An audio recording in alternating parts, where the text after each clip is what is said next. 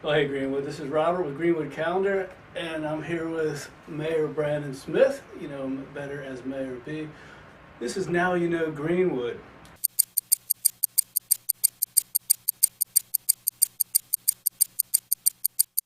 And we're going to get into the behind the scenes aspect of what it's like to be the mayor of Greenwood. I also want to thank our sponsor, Stiefel's Appliance, for sponsoring Now You Know Greenwood. Okay. Yes, thank you, Stiefels. Great folks over there, Bill Stiefel and Sarah Penson and the whole Stiefel family. Buy local or buy local. I saw a sign the other day that said I didn't come up with that, so I like it. try That's to true. shop local whenever you can. Absolutely. First of all, it's great to see you. Good to see you, Robert, as always.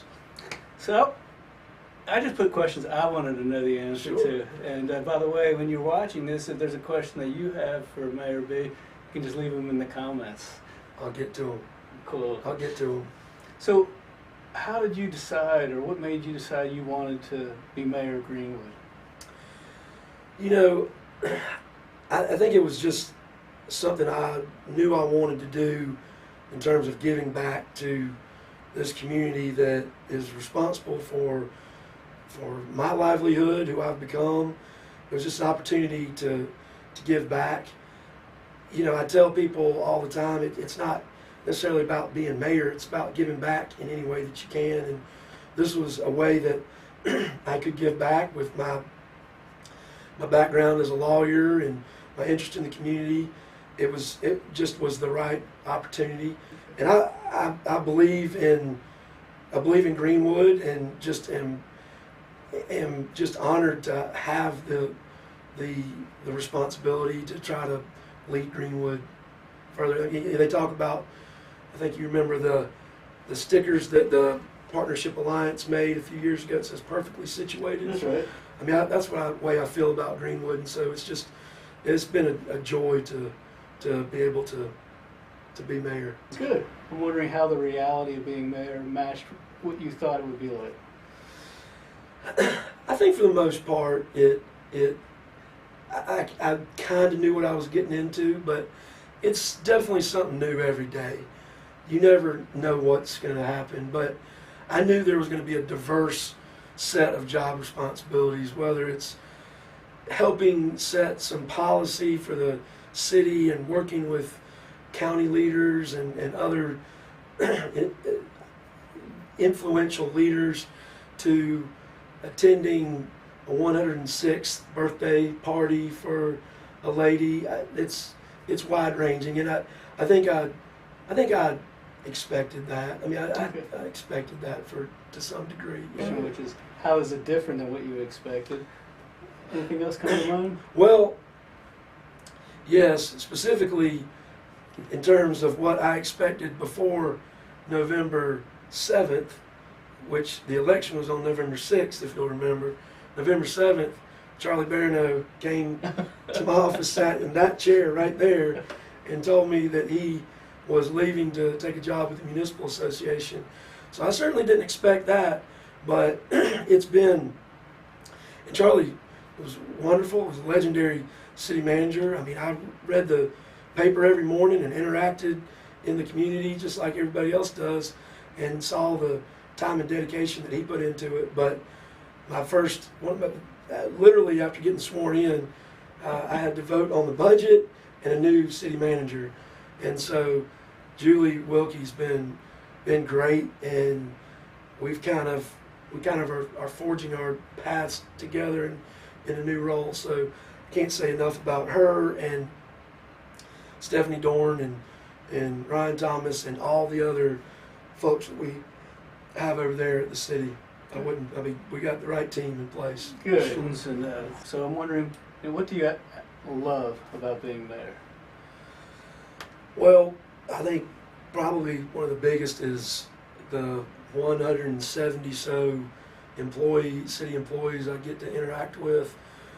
We've got some really awesome city employees. That's from finance to HR to IT to public works, and we've got some just super cool. When you're growing up and you look up to firemen and police officers. We've got some really great guys that keep us safe in many different ways. But also, I would say getting out and speaking to elementary schools, high schools. I went and spoke to a class at Emerald this morning, Okay. and then got to go over. So went from Emerald, was going to the United Center to see Woodfield's a class from Woodfield's do some drumming, some hand drumming. On the way, I ran into a class from Mud Pies at the fire department, and stopped by there. And so it's just talking to kids and trying to inspire them to give back their community. Like I said before, it's not about having to be in a position of power, but there's so many different ways that you can give back. So if I can inspire someone, whether it's a child or whether it's an adult, to get involved in picking up trash or helping improve the community, because I think we've got so much potential here. We just need to get our positive energies pointed in the right direction. Cool. What do you just not like about your job as mayor? Well, I believe Julie will concur with me. The limited resources that we have at the city of Greenwood. So funding in terms of revenue for municipal government has changed dramatically over the last 30 years. So we're doing, I think the city of Greenwood does an amazing job on a limited budget. Okay. But having said that, if we had a new revenue source and a little bit of money, we're not talking about making a profit, but just something that would improve our ability to provide essential services and some quality of life events, some neighborhood revitalization, would go a long way. Okay.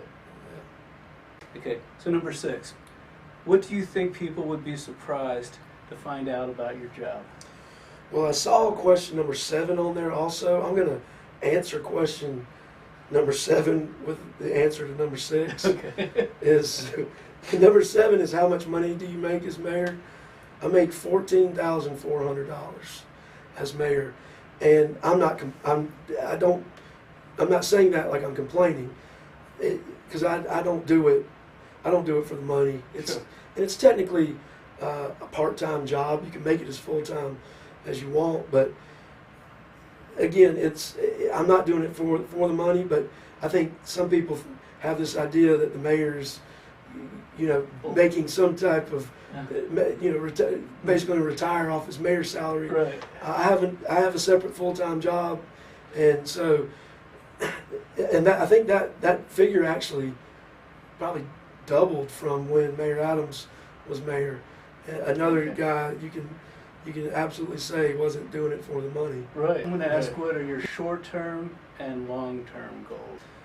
Short-term is certainly to find another revenue source for us to, again, be able to operate and provide essential services, public safety, quality of life events that Greenwood deserves, that will also be able to attract people to Greenwood to live here, not just work here, but to live here, or not just live here, but to live, work, play, worship, all of the above. Right.